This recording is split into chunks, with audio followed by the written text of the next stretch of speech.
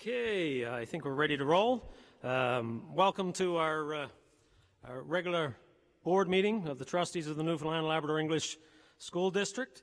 I'd like to welcome Stacey Ryan, a representative of the local law fraternity in Goose Bay, as our parliamentarian for our session this afternoon.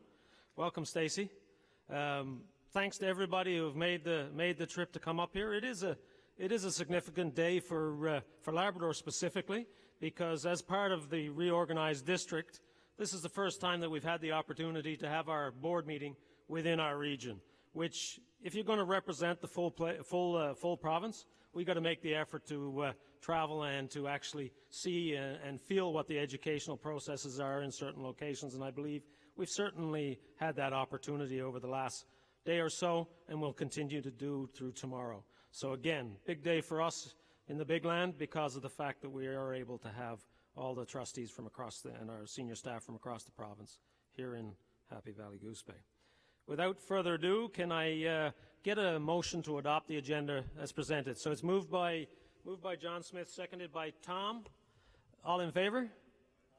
Contrary-minded? Motion carried. As you can see on the list, the next piece is the consideration of the minutes, the board meeting minutes from April 13th, 2019. These would have been all, just for the people who are watching at home, these would have been circulated to all the trustees prior to the meeting, so they've had. So are there any errors or omissions within the minutes? Hearing none, could I get a mover? Moved by Trustee Ayres, seconded by Trustee Carter, that the minutes be accepted as presented. Any discussion? Hearing none, all in favor of the motion? Those against? Motion carries. Thank you. Business arising from the business arising, I should say, is 4.1. It's the ad hoc committee report, and it's going to deal with the Constitution and Bylaws Committee, and it's going to be a situation where we're presenting a notice of motion for our next meeting. So with that in mind, we're going to turn the floor over to our CEO to review the components and elements that will be present in the motion at our next meeting.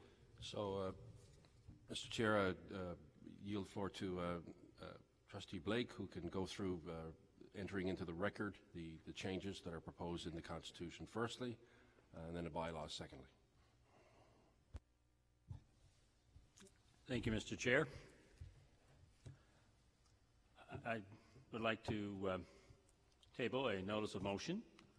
I would like to provide notice that the Newfoundland and Labrador English School Board will table its Constitution as presented for debate and vote at the September 7th, 2019 regular meeting.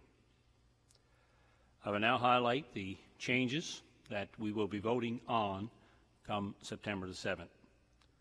Under Article 4 of the Constitution, membership.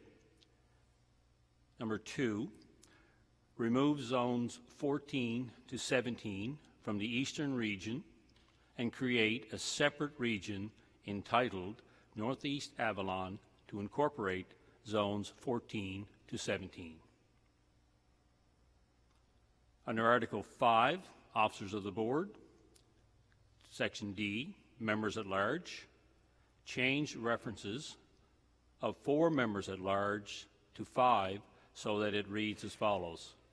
The officers of the board shall include 5 members at large, with 1 member at large representing each of the 5 regions of the district: Labrador, Western, Central, Eastern, and Northeast Avalon.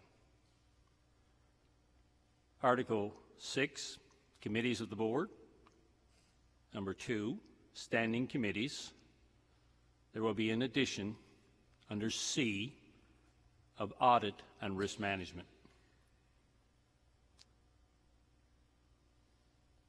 That is the notice of motion for the Constitution changes.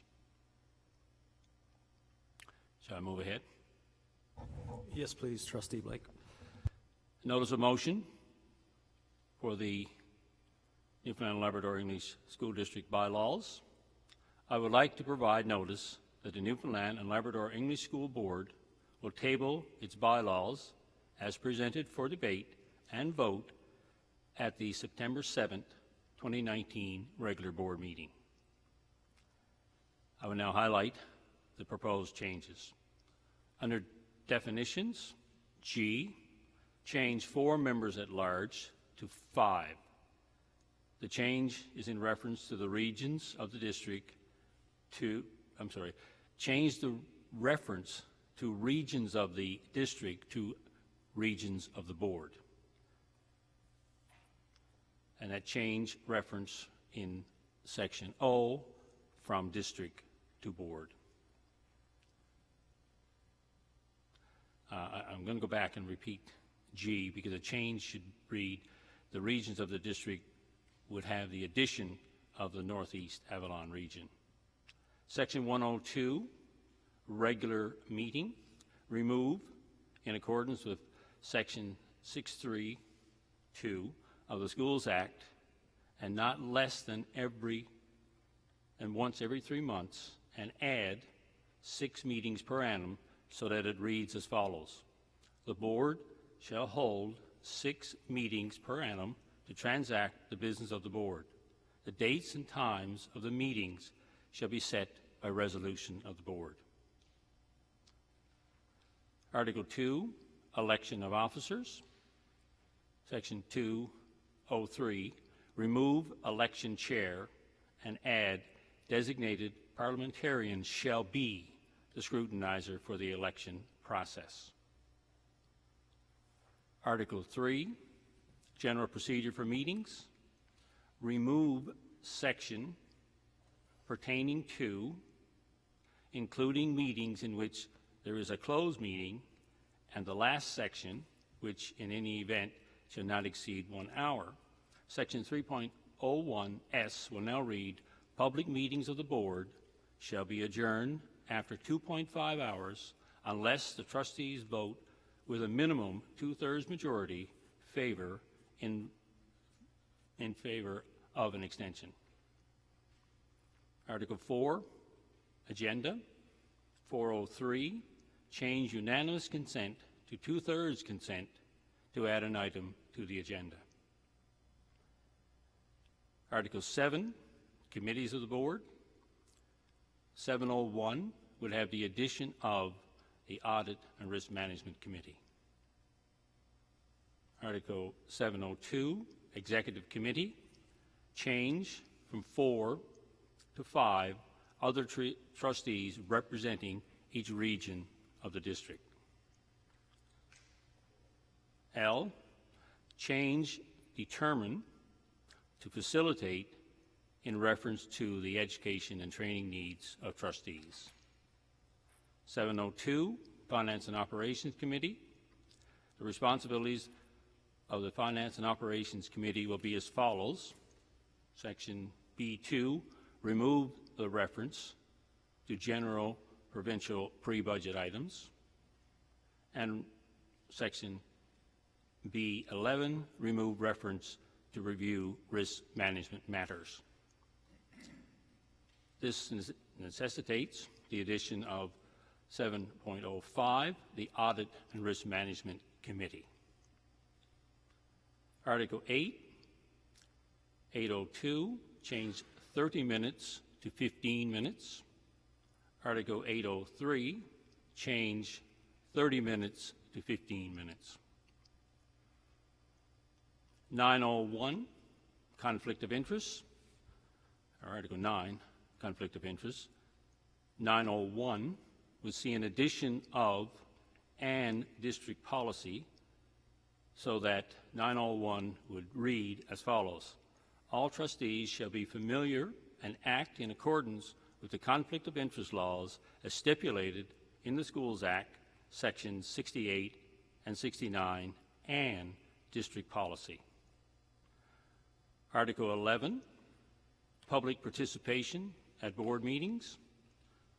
1101 would see us adding at a physical or virtual location, so that 1101 would read, a meeting of the board will be open to the public at a physical or virtual location unless it is declared by a vote of the trustees to be a closed meeting from which members of the public shall be excluded.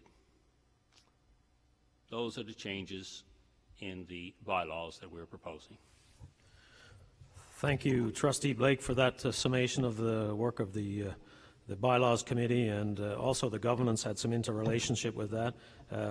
Takes a significant amount of work, and it's not the most exciting work on the planet, but it is a necessary piece that has to be done on a regular basis, and now we're in a position to move forward with that. It is a notice of motion, so there is not going to be a vote at this time, so it is a notice of motion for our next meeting, and therefore we are ready to move on. If there's okay, so next item on the agenda is the director's report. Tony. Thank you, Mr. Chair.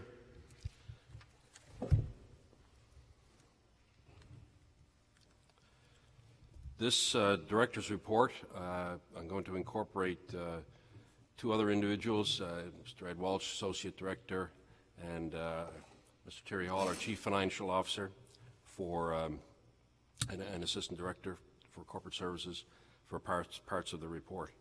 And the report will focus largely on the strategic plan highlights for this coming year. We're at the end of year 2 of the strategic plan, and of course that annual report will be something that we will discuss at the next board meeting. Looking forward into next year, this is the indicators that we're considering for the year 3 plan. The executive team met to discuss the indicators for year 3, and as it is the final year, this particular report is reporting cumulatively on all 3 years of the end of the year 3. We've had success in all areas of the plan since its inception. We completed 4 audits, greater accountability of busing, tracking awareness of substitute day use, several policies and admin regs approved by the board, and work continues. Better alignment of work across regions. And of course we have our continued focus on student success, safe and caring schools, leadership and organizational effectiveness. In formulating the development of the year 3 indicators, there were quite a few different external factors that were taken into account. Firstly, we had the recommendations from the Auditor General's report this past fall. We also have 2 audits that are ongoing that will inform the process. We have an audit underway from the AG's office on school transportation and another audit on healthy eating in schools. Those are being formulated as we speak and are nearing release in the coming weeks. There is the special report on trans youth within Newfoundland and Labrador, taken by which we are aware of from the Office of the Child Youth Advocate, and another report from the Child Youth Advocate on chronic absenteeism. Of course, we're also being informed by the budget, provincial budget, and the shared services study that's underway. This is also taking place during a time of Schools Act review, implementation of Phase 2 of the Education Action Plan. We are also being informed in this process by the Privacy Management Program from the Office of the Privacy Commissioner, the Information Privacy Commissioner, and we have participated in a school bus safety task force. So all of these year 3 indicators are keeping in mind there are still some unknowns, given some of the initiatives noted on this slide, that will also impact year 3 of the strategic plan. Some internal factors informing the development of the year 3 indicators are as well our continued focus on coherence at a district level, and our energies being directed towards deep learning.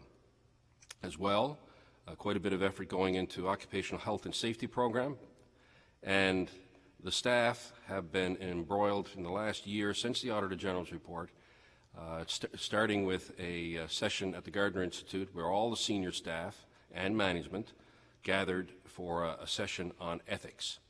We're developing a code of ethics which is now, the part we're at right now is a survey of our senior staff as to the direction going forward for the Code of Ethics. Very good exercise.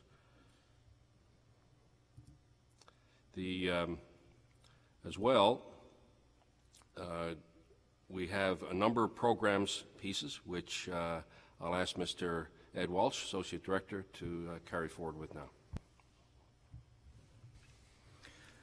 Thank you.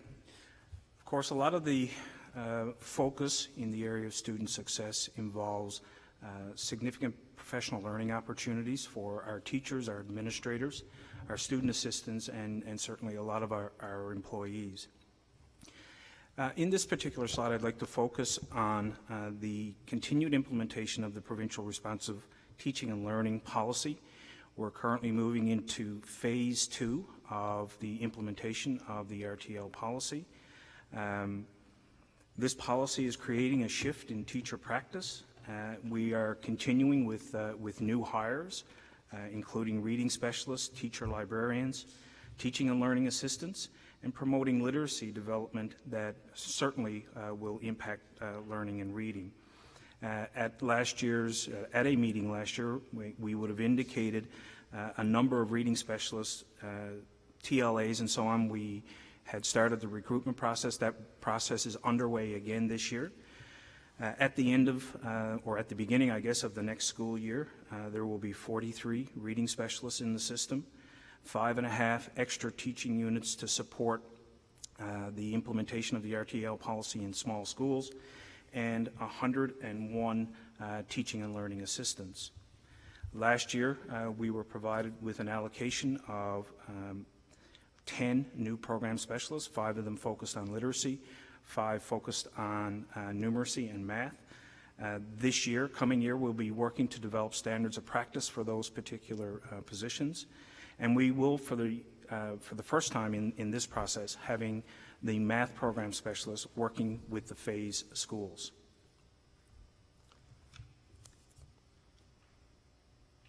And just checking to make sure I'm in the right spot here. Sorry. We will also be continuing to promote numeracy through the continued development of our own Teacher PL site and development of a public site that will share resources and information on numeracy development in our schools. We currently have a numeracy spotlight newsletter, and we'll continue to develop that and take the steps necessary to publish that, both for all of our employees and certainly for the public. We're continuing our support for 2 online numeracy or math programs, Zorbits and Dreambox. Zorbits is a online software that focuses on numeracy issues in K to 3, whereas Dreambox is focused from kindergarten to grade 8.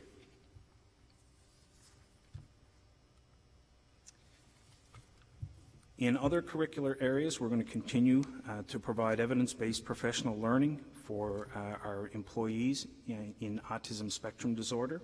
That includes developing resources to support peer programming, and peer programming is an acronym for Program for the Education and Enrichment of Relationship Skills, while in this particular case it's focused on students with autism spectrum disorder.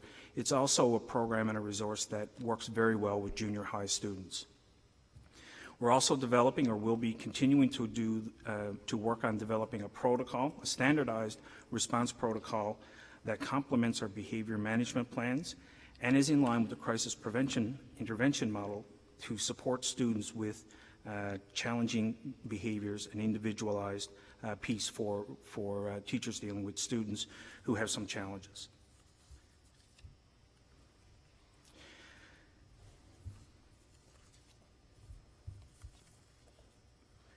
We're going to continue to provide proactive supports to enhance student behavior as outlined in our positive behavior supports matrix.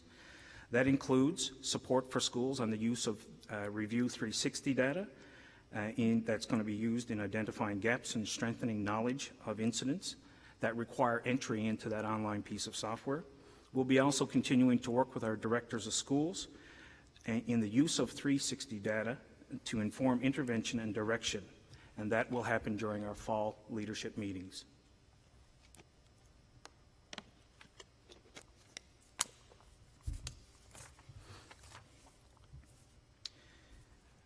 We'll be continuing our work in the review of LGBTQ guidelines that are provided by the department. That will include things such as the continued support of resources for teachers and parents and students and peers that deal with the issues associated with homophobia, transphobia, and sexism.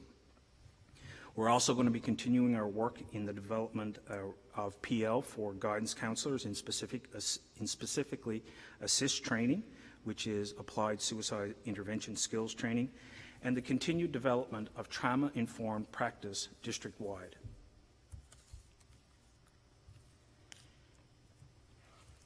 We're also going to be continuing in our support in the implementation of the Healthy School Planner in schools. This resource helps schools create healthier environments by allowing them or giving them a tool that assesses their overall state of health and health promotion inside their individual schools.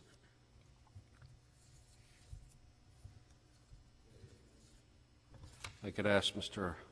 Hall to take it, do the next few.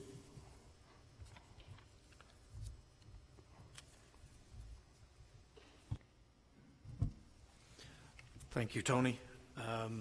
So on the Safe and Caring Schools initiative with respect to the corporate services, there's a number of initiatives ongoing in all facets of the district, most importantly our students and their environments, as well as our employees and their work environments. I won't touch upon all of the long list, but I will touch upon a few. So under the increased accessibility for district facilities, we are continuing our initiative on having installation of automatic doors in all of our schools and our offices. We continue on a regular basis to install accessible playground equipment, so all our students have an opportunity to avail of our playgrounds where they are. And we do continue to do training, accessibility training, so our facilities and operations staff have a good understanding as to what we're doing and how we need to do it.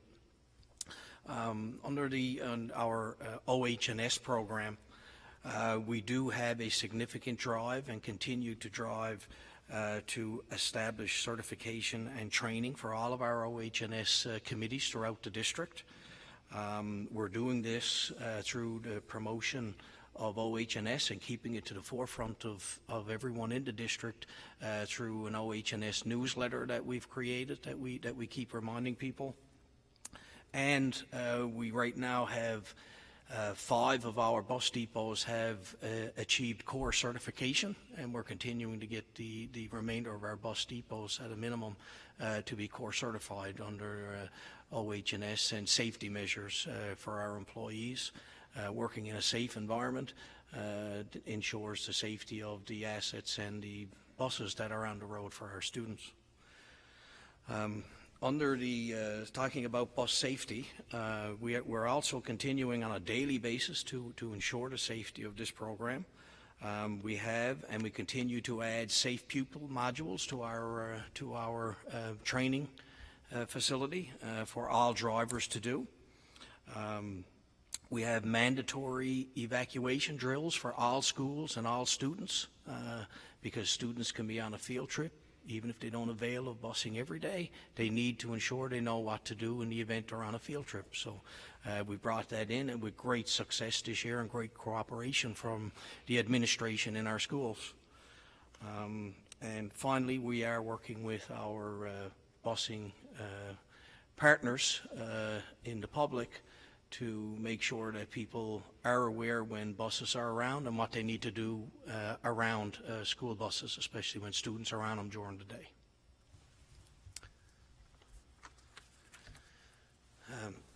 We also continue with developing our leadership and our organizational effectiveness. Under our transportation again, which is always to the forefront, We've developed more field trip protocols, so people are aware of what to do, what equipment to use when they're going on field trips, and it's more explicit so everyone has an understanding. We've implemented courtesy stops inside of our 1.6 zone to make it a little safer for any of our courtesy riders. So we're more effective in the transportation, and they're able to get to a bus stop more efficiently. And we're launching the use of GPS technology. So we're starting a program really soon to implement GPS over the next year to reach our strategic plan in our board-owned buses at a minimum to allow that functionality and the reporting through GPS. Under our purchasing and approval procedures and our risk management, we are still continuing with our robust risk management program. We keep adding to it and identifying what we need to as per the AG's report. And we are aligned and continue to align with the new Public Procurement Act guidelines that came out in the last 18 months or so in our purchasing department to make sure that we have the appropriate control over these processes.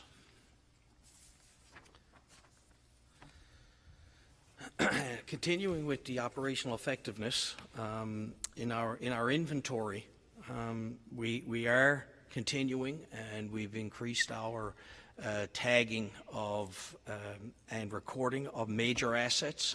There's significant IT assets that come in the district that we are tagging and recording, and our vehicles, which are substantial. So we have made great strides in that area. We have acquired some technology to help us with respect to that tagging and barcoding, so we can track these assets once we tag them, which again is something that we were without, but we have recently acquired.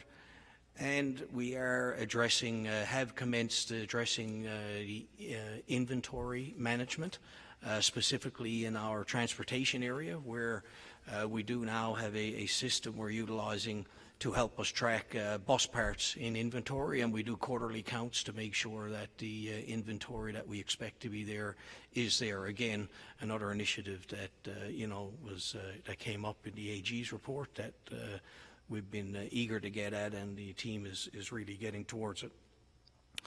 And the school-based financial management, we have completed a review of the Administrator's School Financial Handbook and getting ready to launch the updated version. We have went out to the administrators and asked what it is they need a better understanding of and where we could help them and clarify. So we have engaged our stakeholders, and I think we now have an improved handbook that they will get that will help them and all of us with the management of those school finances. And of course we continue to launch additional learning opportunities for our administrators in schools with respect to handling school funds and their teams that are in the offices on a regular basis to help them with that. Thank you, Tony. Thank you, Mr. Hall. Just for the awareness of the board members, these gentlemen went into a particular level of detail. There's a lot more items that are each under all those indicators, but given the time, we can't go into every single aspect, but certainly we can probe any questions following this briefing. Continuing on with some of the indicators under leadership development and organizational effectiveness, there are a number of policies that are being developed and under review right now. Student transportation policy, the alternate student transportation policy, as well as the recruitment, selection, assignment, reassignment, and retention of teaching staff. Those are three that are in the burner for this year. Under respect to communications, new web pages, parent resources, extensive use of Google Classrooms. We'll continue to work with social media, Twitter, promotion of numeracy, literacy, coding event days, continue with our thought exchange as a consultation tool as we develop that and mature the processes involved, and promotion of special events to support other educational partners. Also, in keeping with the leadership development and organizational effectiveness, as of this past December, we had some 206 individuals complete the introductory course, 96 of those having completed the second component, and 55 having completed all 3 components of our Emerging Leaders program. Moving forward with that cohort, but we're not taking any new participants until we get everybody through that particular process. We're now focusing this currently on vice principals, assistant principals, and ensuring they have the benefit of the Emerging Leaders training that we've been successful with over the last few years. And that'll continue into year 3. With respect to electronic systems, SmartFind, currently used to contact substitute teachers, student assistant secretaries, and bus drivers when there's unexpected vacancies that occur. That'll continue to roll out for teachers in year 3. An online hiring package is continuing to be developed and refined. And we have an HR portal, a human resource portal, that we'll be implementing in the fall for teachers, education, and support staff. As well, our Power School, our administrative staff software that runs school administrative services, enhanced use that will house some metrics to better determine staffing allocations. So in other words, we're introducing an HR component to the Power School piece. So that basically concludes the year 3 indicators portion. I'll just sum up now with a couple of points about some of the recent happenings and conclude with a little bit about where we're going.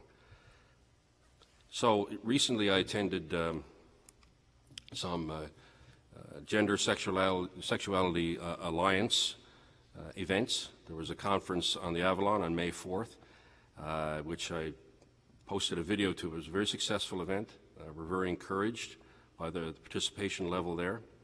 And at the 2 forums held in Central and Western at the end of this last month were similarly around 80, 90 students, a number of different schools, basically celebrating diversity within our school population and inclusion for all in a safe and caring environment that allows people to prosper and grow as they should in a country like Canada and a province like Newfoundland and Labrador. As well, there are members from the Labrador area that are participating in the Outshine Summit, which is a similar event held in Fredericton in the middle of May. There was nine students that attended from the district. On the theme of students, we really believe that the student voice, what students have to say about what good teaching and learning is an important voice. Last year, a year and a bit ago, we established the Directors Principals Advisory Group, some 13 principals from all sectors and grade level configurations across the province. That's been really successful and helped inform where we're going around such things as our focus on student engagement and deep learning. Similarly, we feel it's important now to establish the next step will be a students advisory group and hear from students. We're going to capitalize on the fact that in October there's a student leadership conference being held in Clarenville, and we'll leverage that opportunity to create this advisory group and then develop it subsequently with some meetings throughout the rest of the year. So that's a major component, and we're really excited about where that's headed. With respect to where we're going, we've wrapped a lot of things around deep learning. One of the things that we've come to conclude through our research on engagement, which led us to deep learning, is that you need a full district coherently operating in the one direction in support of that type of student learning. So that's a focus that we're going to be undertaking initially. We've already had initial sessions this past week with our senior teams, our directors of schools, and our HR personnel. So this August, a similar group will assemble, and we're going to capitalize on the good graces of Dr. Michael Fullen, who is a lead proponent of deep learning and the cohesion that wraps around that, and he'll be coming in August to act as a coach and mentor to where we are in this process. And that, Mr. Chair, subject to your questions, is the Director's report. Thank you. Thank you, Tony. Thank you, Terry. Thank you, Ed. for the update. It never ceases to amaze me that we have, 67,000 students, 8,000 or 9,000 employees, 267 schools, and the ship that we have on a day-to-day basis doesn't rock too much, but it still moves forward, and we're able to do the bigger picture stuff. It is quite amazing when we look at it from that point of view. Thank you for that. Are there any questions that anyone has around the table that they might have for Trustee Lee? Just to ask, Dr. Michael Fulton is coming. Tony, why is he here, and when is he going to be here, and what is he going to do? Just for information. Thank you, Trustee Lee. He's here at our invitation. We sent a number of our staff to an event that he worked with one of the Anglophone districts in New Brunswick last summer. They came back and they were enthused. They're part of the Director's Principal Advisory Group. And based on their reports on that event, I contacted Dr. Fullen through another individual who I know from the directors across Canada. And we've been exchanging conversation. He's very eager, never been to Newfoundland, Labrador. Again, he's a world-renowned researcher in this area, and we think we could benefit from his coaching. So he will sit with the directors of schools, and we're going to have some conversations in the coming days, actually, to refine and define exactly what the objectives will be for that session. We're going to tell them where we are on with respect to our evolution along the lines of coherence and deep learning, and take his suggestions and then develop a program from there. So really looking forward to sitting down with him face-to-face in August. And many of our folks have, of course, read a lot of his research over the years, and to actually meet the man and pick his brain and give us a hand is an incredible opportunity. I'm really grateful that he's going to take the time to do it. Thank you. Thank you, Tony. Any further questions? It is neat for me when you're sitting in the chair and you raise issues over time and you see the steady progression towards an outcome that you're looking for. And one of the ones that I'm always harping on is the leadership development, not just at the top, but you have to develop those hubs and spokes where you get down into the schools and you do provide opportunity for people so that they can gradually accumulate the leadership skills that are required to be successful when they take those bigger jobs. And within a small population base that we have, sometimes we miss out, and it's becoming more and more crucial as our aging population comes in and the sort of steep leaders that we have around the place start to move on to more exciting things in their retirement, and then we realize that we don't have the feeder system for some of the leaderships that we need at the school level in our places. So it's encouraging to see that. It's also encouraging, obviously, from a trustee point of view, with our finances and having to look at the requirements associated with what the AG has put us in the direction of. And it is always amazing when you look that you have the direct funding coming from the province to support our programming, but there is a significant amount of money that's raised. What was the number? About 24 million that goes into our schools through direct school opportunities on an annual basis, which, when you look at the number, it's a significant number that comes into support education outside of the normal funding routes. So when the AG requires us to be able to be accountable for that as well, it presents some interesting challenges, but it's always good to have a framework that we're moving forward with to try and make sure we meet those pieces. I would say within our objective, within the programs as well, the whole challenge about social networking and the use of personal devices in school is going to present some exciting stuff over the next number of years, and I would see that some of those items are going to percolate, and we're going to see strategies produced out of our programs committees and piece that support these. Thank you very much to the staff for doing the work that they do, because it's absolutely critical. Trustee Whittle. Thanks, Chair Price. I just had a question for our Executive Director, and it's just regarding an update perhaps for people who are watching from home. You just spoke to the challenges of addressing the issues in the Auditor General's report. Just wondering how close we are to actually being in a position to move forward on putting the controls in place that the AG has asked us to do.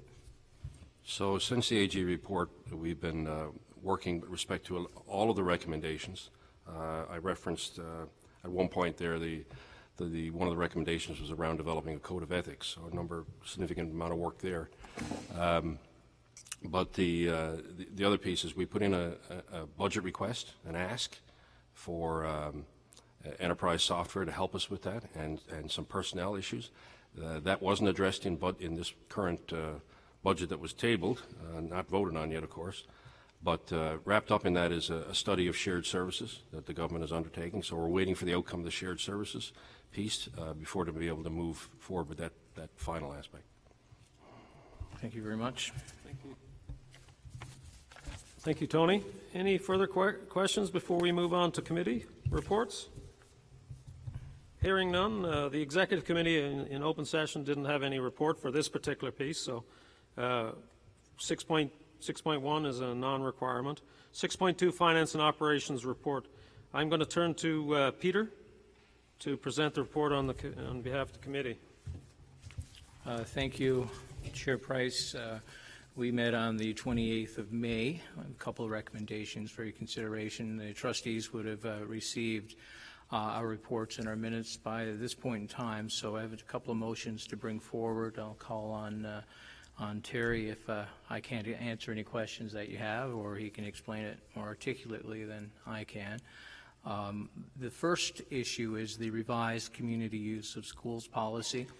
As you all are aware, we've been back and forth on this a number of times at the committee level and at the board level. So we have listened to the community and listened to the trustees and written another draft. And the intent for this revised policy was to be recommended to the board at this meeting for adoption. So I'd like to move the motion that the board approve the revised community use of schools policy as recommended by the Finance and Operations Committee. Do I have a seconder? Okay. Moved by Peter, seconded by John George. Any discussion, question? Trustee John Smith. Sorry, I misread the hand signals. He's okay. Any questions regarding the policy recommendation? Hearing none, I call the question. All in favor? Aye. Those against? Motion carries. Back to Peter. Thank you, Board, for your support on that recommendation from the committee. The next bit of business is the employee travel policy.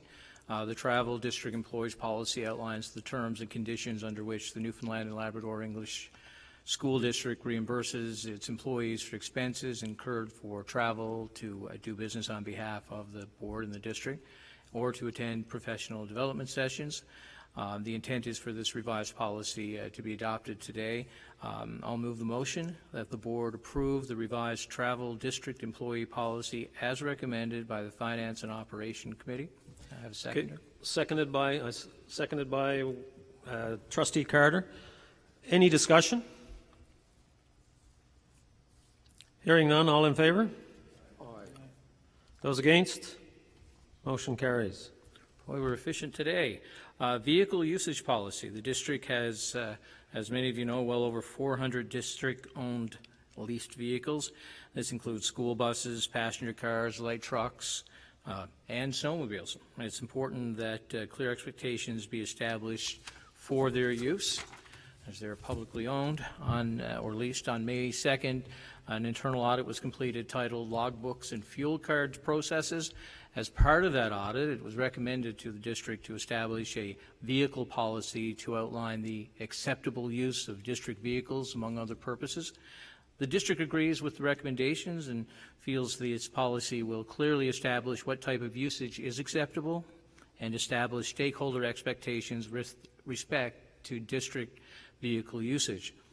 I'd like to move the motion that the board approve the vehicle usage policy as recommended by the Finance and Operation Committee. Do I have a seconder? Seconder is John George. Any discussion? Hearing none, all in favor? Aye. Those contrary-minded?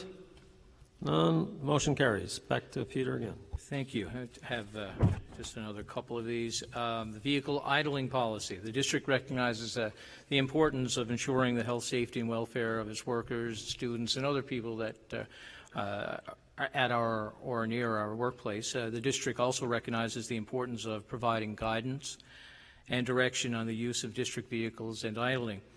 The district finds it is appropriate to establish a policy line with the district's mission that establishes the district's stance on vehicle idling and provides stakeholder expectations in an effort to minimize idling. I personally hope there's a time in the future where we'll be using all electric vehicles and we won't have to worry about this policy. We've discussed it, and hopefully there will be a point in time when we'll be able to start doing that, and there's more access to infrastructure for that usage.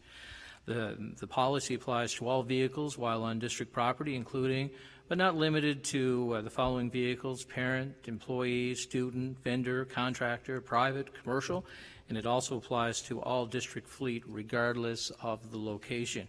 So the motion is that the board approve the vehicle idling policy as recommended by the Finance and Operations Committee. So I'll move that. Can we get a seconder? John Smith, Trustee Smith. Any further discussion? Question, Trustee Gill.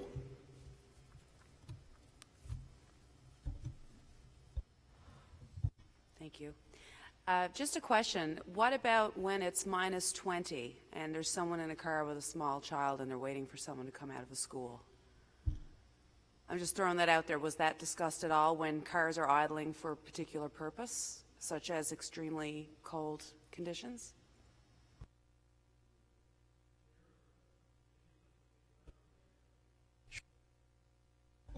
Defer to Terry in a second, but yeah, there was discussion about that in particular areas like Labrador in particular, where that has to happen. The policy is pretty clear regardless of location, but you know, you have to have a little bit of common sense and latitude in the interpretation of any policy that we would have.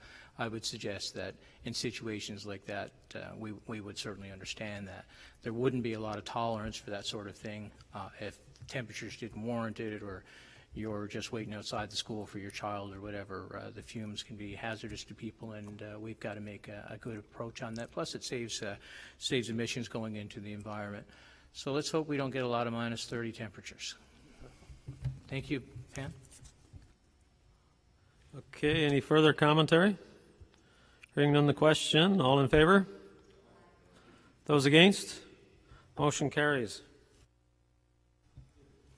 Thank you very much. We have a quarterly budget status update for the period ending March 31st, 2019. We're doing fairly good. I'm pretty pleased where we are. I think the board should be pleased as well. Expenses are expected to remain within budget for the 2018-19 fiscal year, although certain expenditures may exceed the approved budget allocations, and budget transfers within these categories may be required. Some of the budget adjustments, the total budget has been increased by a total of $405,300 since July 1st, 2018. In this quarter, the total budget increase is $265,000, and I'll just take you through what that's for. Under our Information Technology Division, we had an increase of $200,000.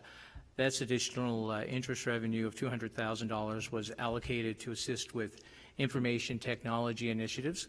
Under instructional, we have an increase of $65,000, which is funding for travel for additional program specialists related to the Premier's task force. As you know, that's been ongoing. It's a terrific initiative, and we're pleased to be working with the provincial government, Department of Education, and I guess a bunch of other departments on implementing that. It's a great step forward.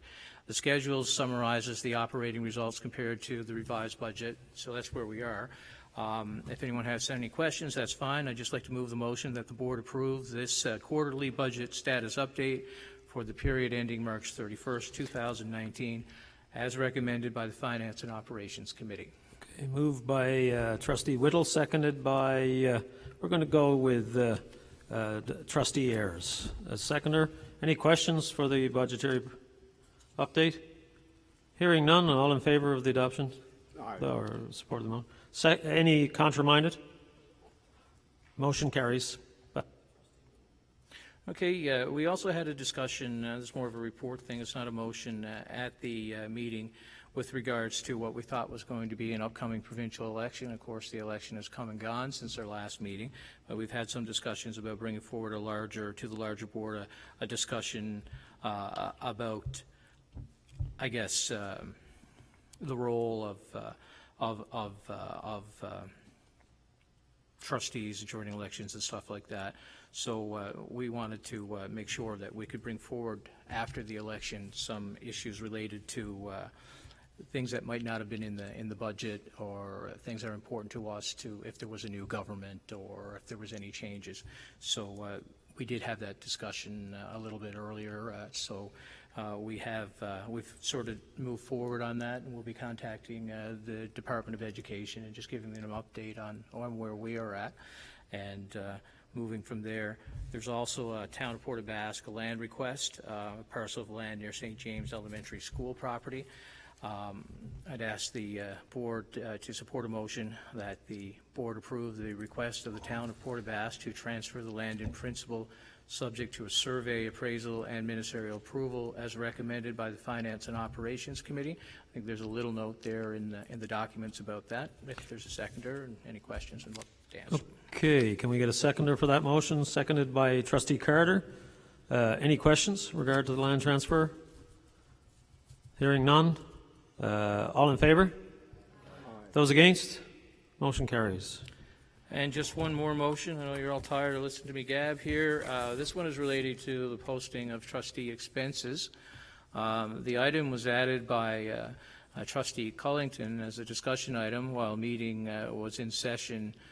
And it's the practice with, as it is a practice, I guess, with politicians to post itemized expense publicly. It was suggested that it may be an idea for trustees' expenses to be posted following the same suit in order to provide total transparency to the public. The request that this be brought forward to the larger board for further discussion at this board meeting. We have a motion here that the board approve the Finance and Operations Committee. There's not so much a motion on that as that we would have a discussion about the extent of and transparency of our own expenses. And as the public is aware, if they go on our website, our total expenses, every one of us, and our travel is very transparent in terms of the total amounts. The discussion was with regards if we should break it down even further so that all of our expenses are understood. I think that was the proposal. So we're still having some discussions on that, and maybe we'll have a motion to bring to the board at the next board meeting on how we'll approach that if we're going to change it at all. Okay, so just so it's clear that there's no motion on this particular item, and that we conform as we currently stand to the normal practices of government agencies, and we publicly post what's required to post. But in our due diligence, we're doing a review by the Finance and Operations Committee, seeing if we can do some slightly different things if it's required. That's exactly right, Chair Price. It's just a point of information. Perfect, thank you. And so my final motion is just that the board approve the Finance and Operations Committee report of May 28th as presented. Thank you for that. And what we'll do now is beg a seconder to the motion. So again, Trustee Ayers, any questions? Without hearing or seeing any, we'll move to all in favor. Those against? Motion carries.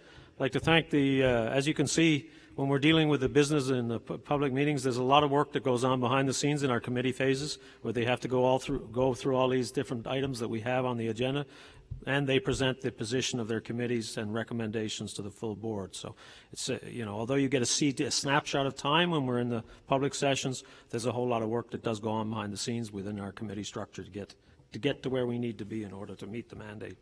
The next committee is the Program and Human Resource Committee, and I'm going to defer the floor to Trustee Ryan to give the update.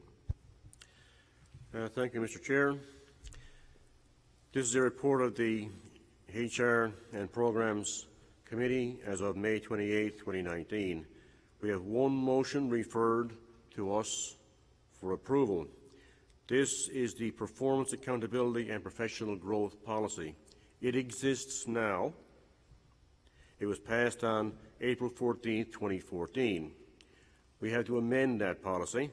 We recognize that a commitment to the professional growth of employees enhances employee engagement and commitment and contributes to the growth of the organization.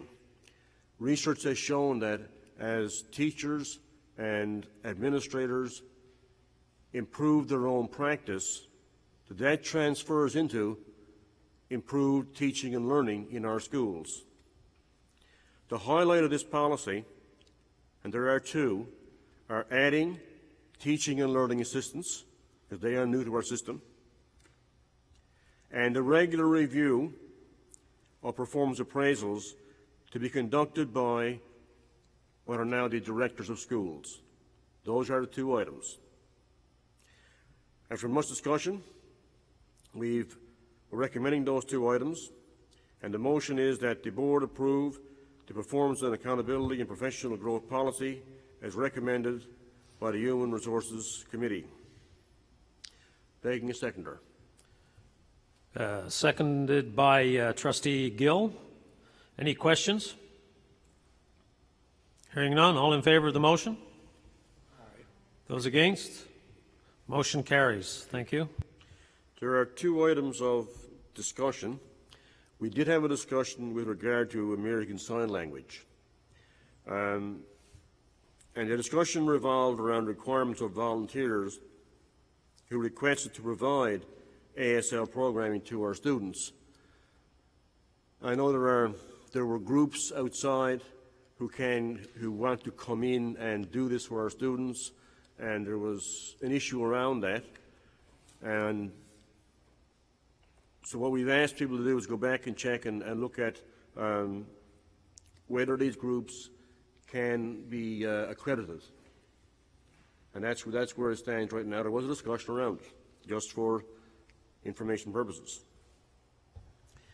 The second item of information, and it's much like what happened at Finance and Operations, our committee is engaging in a Google Doc right now with regard to whether elected officials, as we all are, can also be elected to other positions at the same time. And so as that goes around, we've almost achieved consensus, and when I get the consensus, I'll be sharing that with the rest of the board. Okay? That is my report. I would move that the board approve the Programs and Human Resources Committee report. Begging a seconder. We have a seconder. We're going to go with Trustee Simmons. I just had a question. Yeah, I just had a question related to the report. I understand you had that discussion on American Sign Language. I'd just like to recognize the strong advocacy of the Churchills in moving forward for this pass issue for all students in the province who would like to, especially hearing impaired students who would like to have a better way to communicate with the general population at all. And I understand it's been sitting with the technical committee for a while now. Now we're talking about accreditation. Who would accredit it? And as it's not a formal part of our curriculum program, I'm confused on why we're looking for accreditation now. If this is volunteers that are going to have a look at it, is there another group that is interested in providing something that might be superior to what PASS had asked? Yes, I'll pass it over to Ed.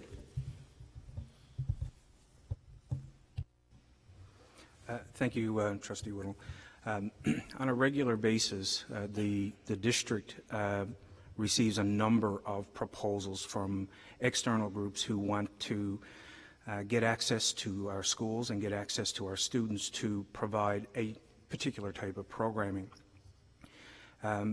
The district has a process in place where we receive those proposals, including the content of them and any materials that are to be used.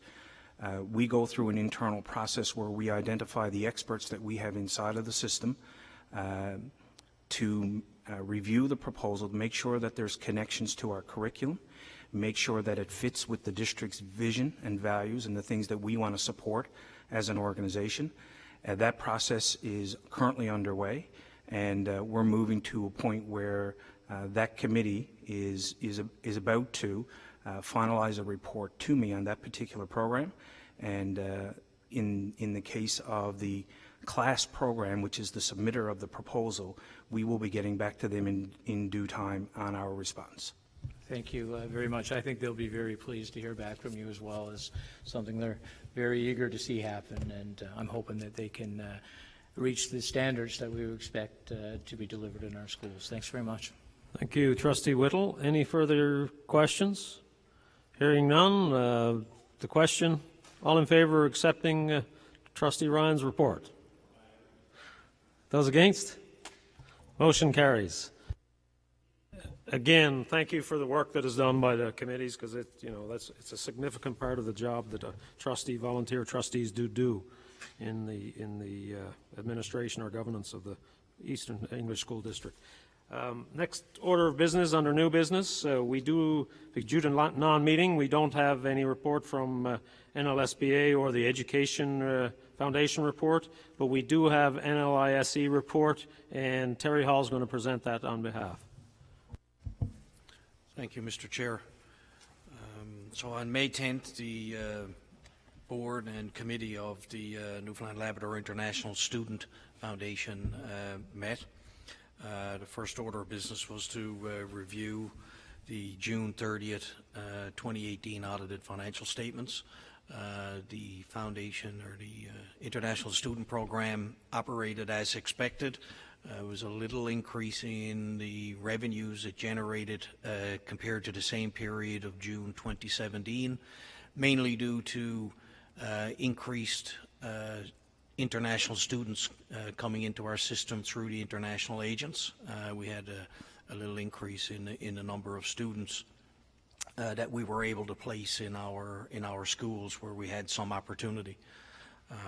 Outside of that, things operated as per normal. Expenses were as expected, and the board approved the statements as they were presented. Moving on from there, if you recall, over the last 3 years, we've done a lot of initiatives to help schools from the International Student Foundation money that we generate by having international students here. We've done a number of initiatives to help schools. One of our biggest ones was helping them with some IT infrastructure over the last 3 years, to the tune of almost $300,000 a year. That's been very successful, and we've been able to help a lot of schools advance their technology and their infrastructure to enable better use of technology. There's only 2 initiatives that were brought up this year go forward for potential support to keep things going. The 2 initiatives were some Chromebook management licenses. A lot of schools are now using Chromebooks. They work really well with our G Suite of products and Google Classroom, and we've proposed to the International Fund to help with some Chromebook management licenses that will help our IT support be able to manage these devices for schools on a more remote basis and be able to be more reactive and quicker to help when they need something on these Chromebooks. So that was the first initiative. And the second initiative was because we're starting to push and hopefully get better use of technology, as the chair mentioned earlier, we're increasing our endpoint protection of our devices that are going on our network for the schools and the district.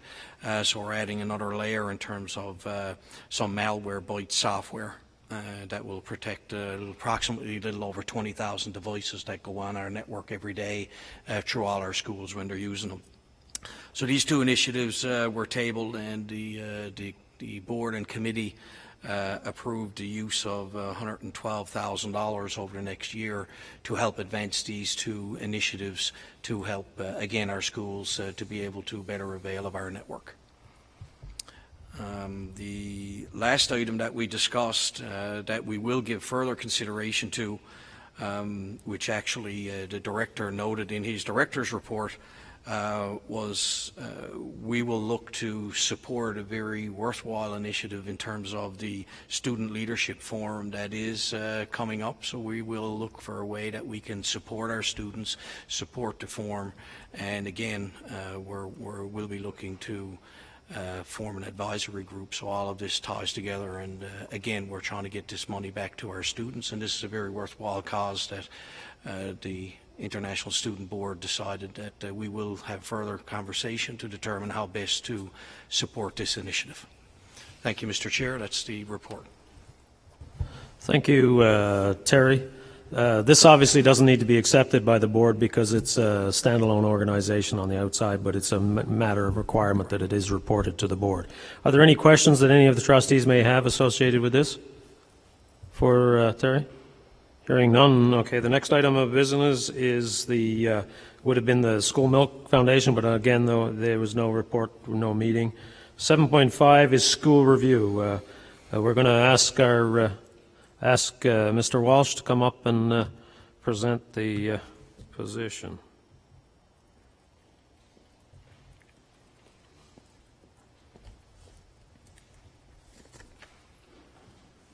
Where are we doing? Where are we doing after this? We're going to go.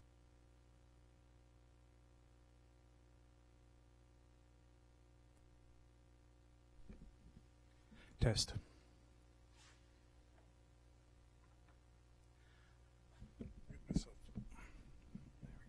we go. Thank you, Mr. Chair.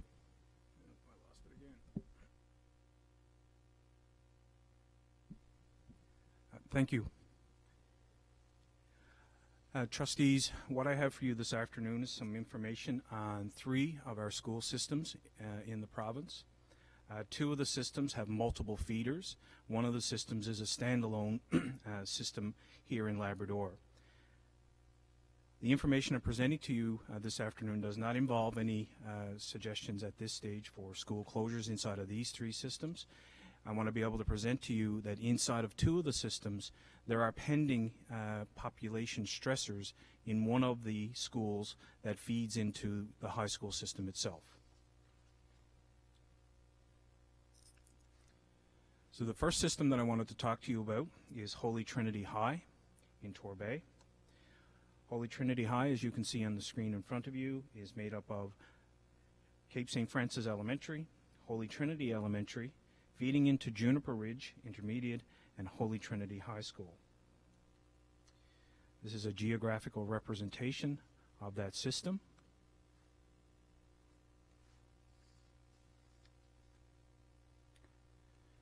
Currently, Cape St. Francis Elementary has an enrollment of 221 students. The school has 14 available classrooms. The school is currently using 10 rooms. The school is projected to increase in enrollment to a high of 246 in 2023, and the school is required to require a maximum of 12 rooms in 2022 and 2023.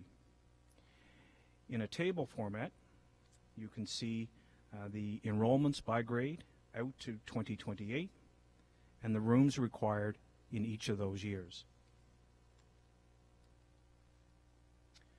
Holy Trinity Elementary, in 2018, the enrollment is 601 students. The school currently has 33 available rooms. The school is currently using 29 of those rooms. The school is projected to decrease in enrollment to a low of 491 in 2023, and the school is projected to require a maximum of 26 rooms in 2019 and from 2026 to 2028. Again, this is a table presentation of those enrollments by grade out to 2028 and the corresponding needs for rooms.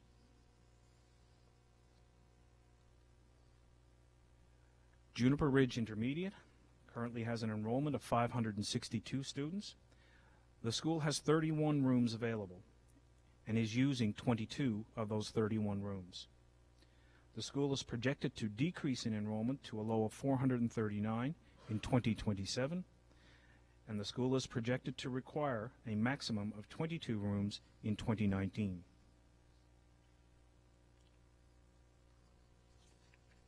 As before, this is a table representation of the enrollments by grade out to 2028 and the corresponding need for rooms. Holy Trinity High has a current enrollment of 694. The school has 31 rooms available and is using 26 of those. However, the school is projected to increase in enrollment to 908 in 2023 and is expected to require a maximum of 33 rooms in 2022 and in 2023. And as I indicated at the beginning, Holy Trinity High is the pressure point that this system is going to face in 2022 and 2023. As with the other schools, here is the table representation of their enrollment by grade out to 2028, including the number of rooms required to meet their needs.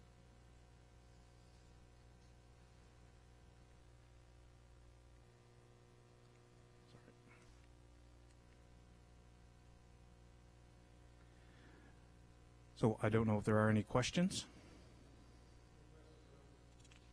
Any questions around the table? Just so for the audience that's not in the room, we go through study sessions where all the trustees review this on a detailed level and prior to the meeting. So at this stage, it's the sort of last chance for secondary thought that the question you were hoping that you didn't think about, you now can ask. So quite often we've been through it so thoroughly that you don't have those questions posed. Are there any other further questions from the trustees? Hearing nothing, Terry, Ed, please continue. Okay, the second system that I wanted to bring to your attention is the Waterford Valley High school system. Waterford Valley High consists of Cowan Heights Elementary, Hazelwood Elementary, St. Mary's Elementary, and St. Matthew's Elementary. Those schools feed into Beaconsfield Junior High onto Waterford Valley High, which also has St. John Bosco, a K-9 school, feeding into it. This slide gives a geographical representation of the schools, their zones.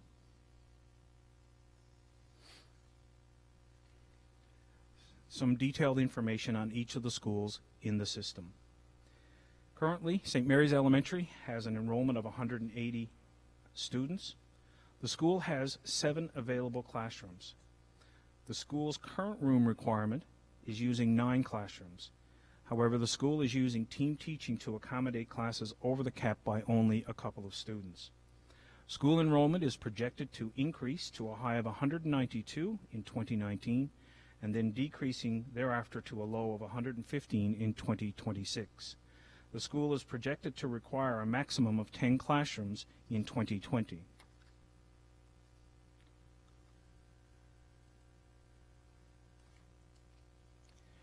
Here is the table representation of that information.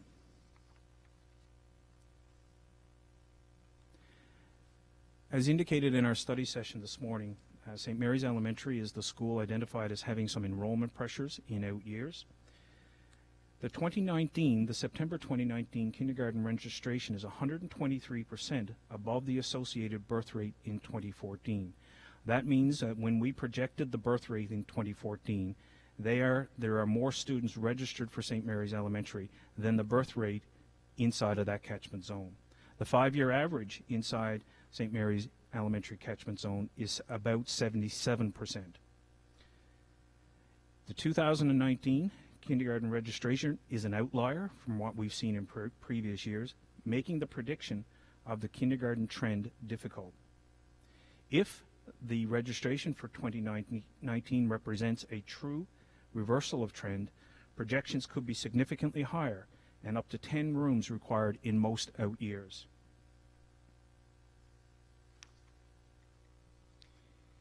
Hazelwood Elementary, current enrollment is 469. The school has 25 available classrooms. The school is currently using 21 of those. The school is projected to decrease in enrollment to a low of 391 in 2028 and is projected to require a maximum of 21 classrooms from 2019 to 2022.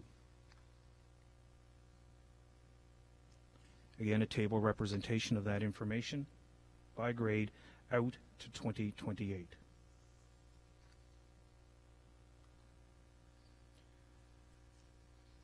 Cowan Heights Elementary, current enrollment is 374. There are 23 available rooms. The school is currently using 20 of those. The school is projected to increase in enrollment to a high of 403 in 2020, decreasing thereafter to a low of 275 in 2028. The school is projected to require a maximum of 21 classrooms in 2019 and 2021.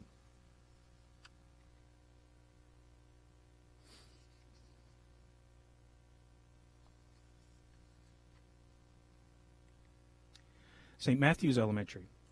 St. Matthew's Elementary's current enrollment is 430. The school has 24 available classrooms, currently using 23 of those 24 rooms. The school is projected to decline in enrollment to a low of 363 in 2026 and projected to require a maximum of 22 classrooms from 2019 and 2020.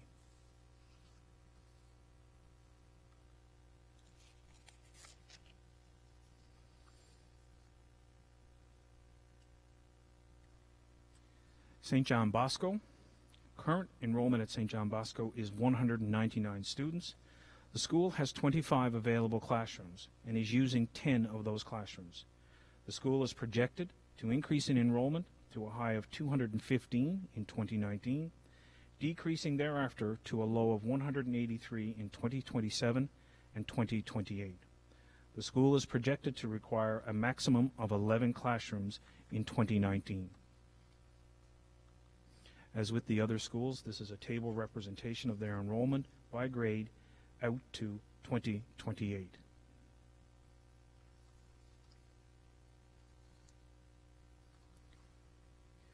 Beaconsfield Junior High, current enrollment is 513.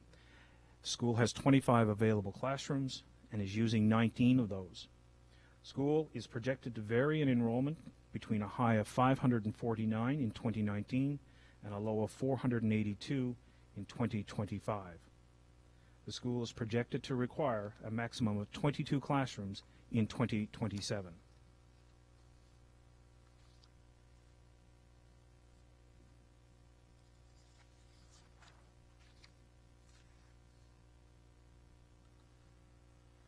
Waterford Valley High. Current enrollment at Waterford Valley High is 702 students. The school has 32 available classrooms, plus specialty areas. The school is currently using 24 classrooms. The school is projected to vary in enrollment between a high of 718 in 2025 and a low of 637 in 2028. The school is projected to require a maximum of 24 classrooms from 2020 to 2025.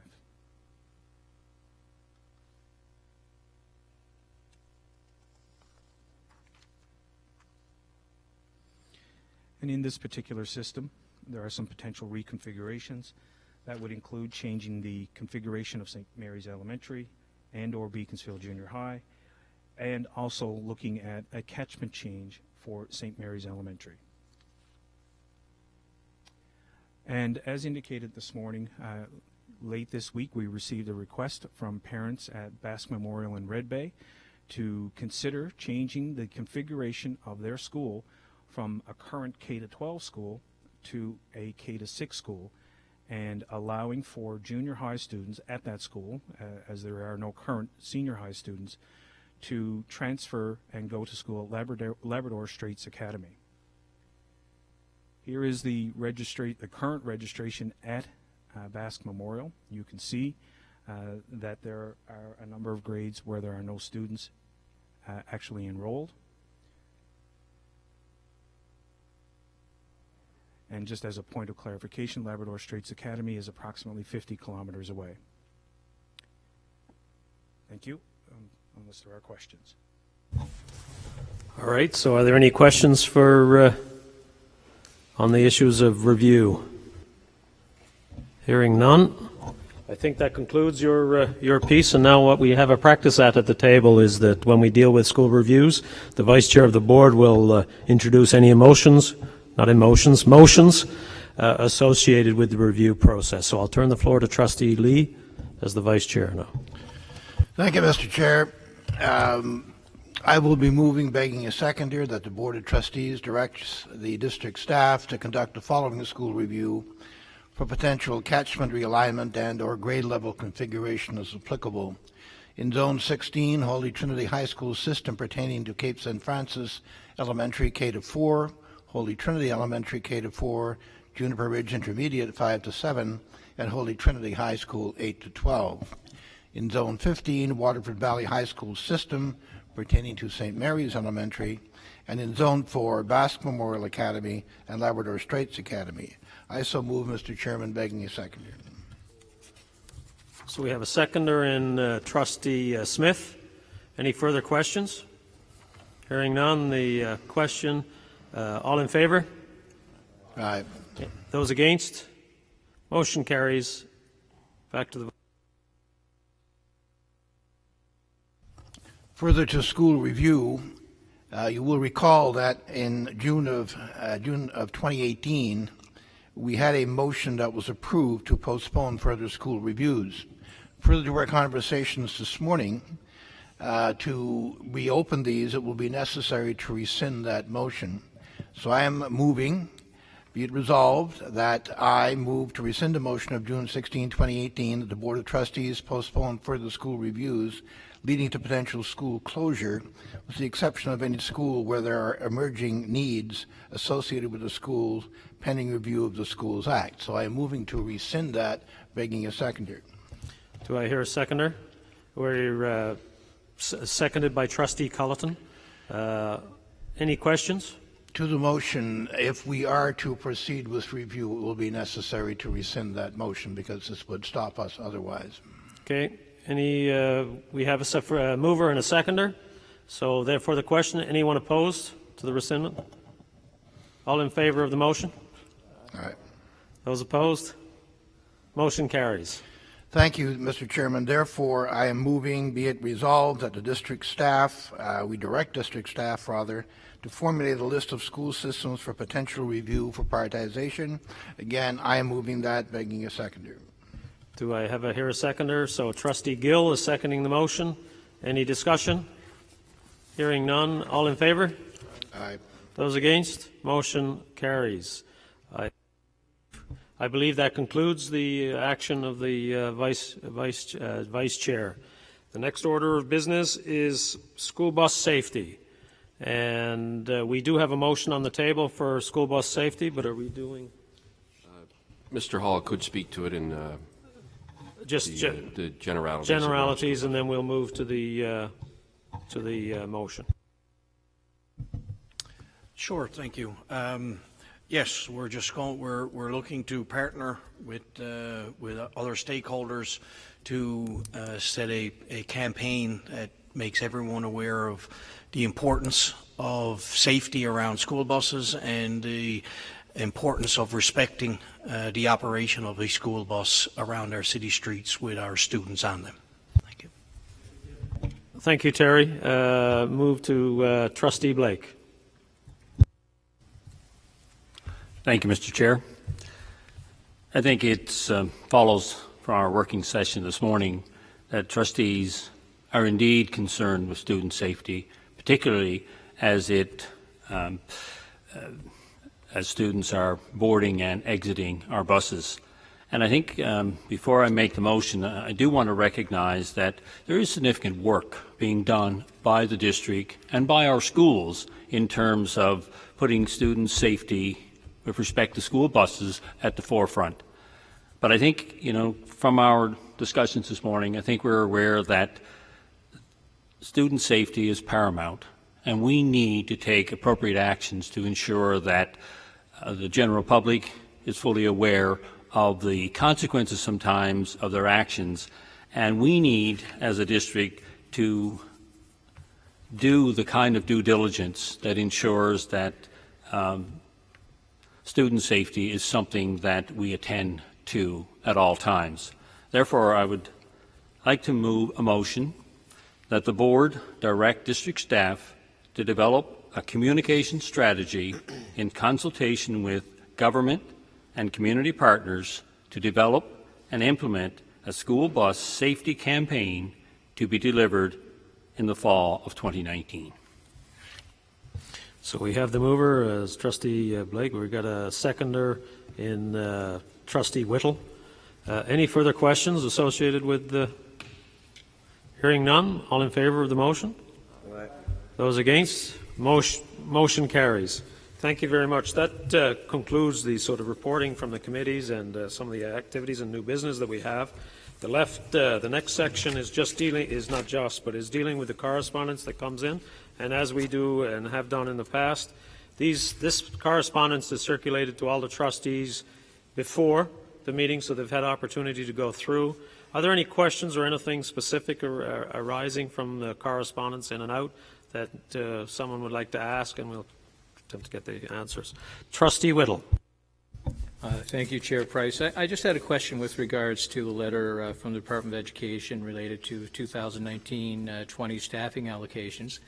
I understand we always hold back a couple of positions when we get the true numbers in the fall for staff. One of the concerns, and I just remembered it because I've talked to a number of administrators and teachers in the system prior to the meeting, there's some concerns that we won't have an appeal process in place this year. Is that accurate? I would defer to Tony or to Ed on this particular issue. The vernacular may be questioned. I'm not sure what they mean by an appeal process. And, Ed, are you aware of any situations there? So the district does have an appeal process in place for administrators when schools open in September.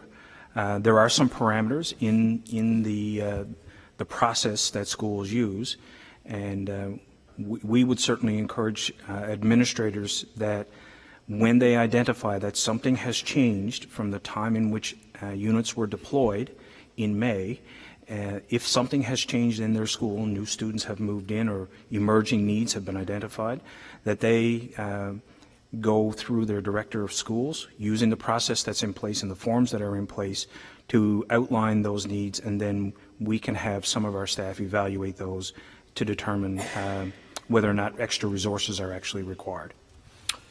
Thank you very much, Ed. Just to confirm that, so they will have an avenue if they have a situation that's more onerous than they expected from a needs-based point of view to talk to the district about other allocations. Okay, that's good. I just wanted to clarify that. Thank you. Thank you. Are there any further questions regarding correspondence? We're going to go to Scott. We're going to go to Pam, or to Scott, I should say, Trustee Burden, Trustee Gill, and then we're going to go to Trustee Ryan. So, Trustee Burden. Thank you, Mr. Chair. In the correspondence sent to the district, item 8.8, there's a letter from the town of St. Leonard-Griquet addressed to you as the chair, dated May 15, 29, and regarding the former Bayview Regional Collegiate building. And they expressed some concerns, specifically about the appearance of the building, the adverse effect that might have on surrounding properties, especially at the beginning of the tourism season, with that area of the province beginning busy with visitation. They also expressed some concerns about some vandalism, or the condition of the building at the rear becoming a hangout, and a bit of an area where trash is beginning to gather. Just wondering the intent, if there's an intent to respond. There isn't a correspondence sent out from the district that reflects that, and how we intend to address those concerns. Terry, yeah. Thank you for that question, Scott. We're going to defer to Terry, who deals with all these. Sure. Thank you, Mr. Chair. Thank you, Trustee Burden. There was a response to this letter that went to Mayor Colburn earlier this week, addressing to him that we do have an interested party. This has been up for sale for quite a while. We do have an interested party. We're working with some other stakeholders to get the paperwork in place to make the deal a reality. In the letter, though, I did address that the district does take responsibility for its closed buildings until they are divested of, and someone will be visiting the area to look at the condition to see if it's unsafe in the public. They'll board up or paint over any graffiti that exists there while we're trying to work through the process. So if I could just follow up, so once this property turns over, assuming that it does, will we make the town aware that that has happened, and so that they can direct any further inquiries if there's issues around the property? Yes, that's correct. We usually will advise the town that it is under new ownership. Thank you. Trustee Gill. I don't suppose you've heard back from the minister from your letter. It's too soon, isn't it? Which one are you? Sorry, Minister War. Yeah, the new letter, sort of congratulating him and looking for a meeting. It is too soon. Yeah, okay. I have had, just for the record, I have had conversations with the department, and that's Obviously, they have to go through a certain process when they become a new minister, and it takes a little bit of time before they start interacting with the various organizations that they're responsible for. And once that happens, I expect that we'll be contacted very swiftly. Thank you. I believe there was one other question, and it's coming from Trustee Ryan. Yes, Mr. Chair. Just wondering, item 9.3, the vacant trustee zone 11, when do we expect that might be filled? I also had a conversation about that during the election process. Obviously, they didn't want to get engaged in the replacement of that piece. There is a process that they have to go through that involves a document that's got to go to Cabinet. Those documents are ready to go. The document is ready to go. I am not privy to any ideas on who the selection candidate is, but I do know as soon as the minister gets all the day-to-day routine issues done that this is a high priority. They understand how significant it is for us to be operating with a sort of a blind spot within our coverage. So I anticipate before our next meeting we certainly will have some advice on our vacancy, and I will certainly let you know as soon as I know. We have a follow-up question from Trustee Gill. I don't know how appropriate it is for me to suggest this publicly, but it would be really great to have a woman in that chair.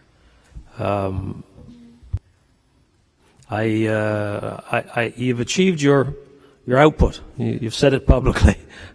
Obviously, from our process, we have a fairly specific process, and we have to give notification within certain time limits that there's a vacancy.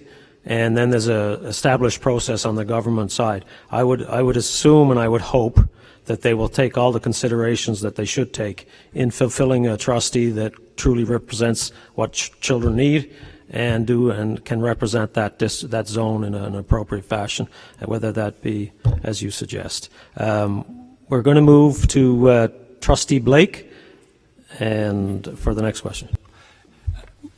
The question, of course, has to do with the vacant trustee in the Clarenville zone. If a request for the presence of a trustee is requested while that position is vacant, how is that dealt with? Sorry, I'm thinking just of clarify. Well, I'm thinking we get invitations to graduation ceremonies this time of the year. Yeah. So if a request were to come in for the trustee, would that move to the director of schools, or would another trustee be asked to represent the district? I would say that's an immensely great question that has never come up before, and therefore there is no process in place at the current time. But knowing how nimble our senior staff are at addressing these kind of issues, as soon as it comes up, we'll have a process. But I think that's fair to say, isn't it, Tony? Yes, Mr. Chair. In fact, one of our executive assistants handles all of those types of requests, and they would be diverted appropriately. Okay, so the real brains of the operations takes care of those issues when they arise, and they've never caused us any trouble. So we're going to keep that.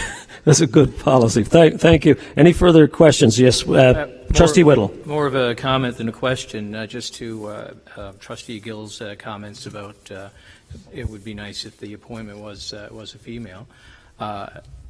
She's made it publicly now, and any way to communicate that to the minister, to let him know that would be our preference. I know we sent a letter, but all you have to do is look around this table and see all the old men with gray hair and bald spots, and two women. Perhaps that is a really good idea, and we might want to consider actually doing something official.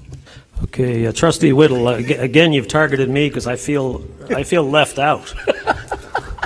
You're not young. You not old, and I don't have a bald spot. That's a good one. I certainly, as has been alluded by the Deputy Minister, and as I told him at the time, like when you have a conversation and they call you up and they're going to fill this up, they say, who do you think would be a good person? And to be honest with you, I don't have the depth of knowledge, and quite honestly, you can say what you like, they're going to do what they like.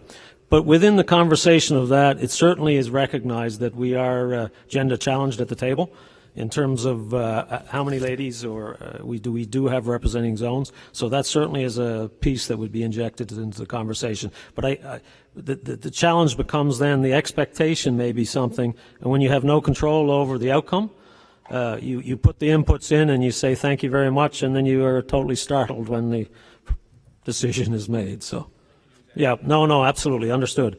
Any further questions associated with the correspondence?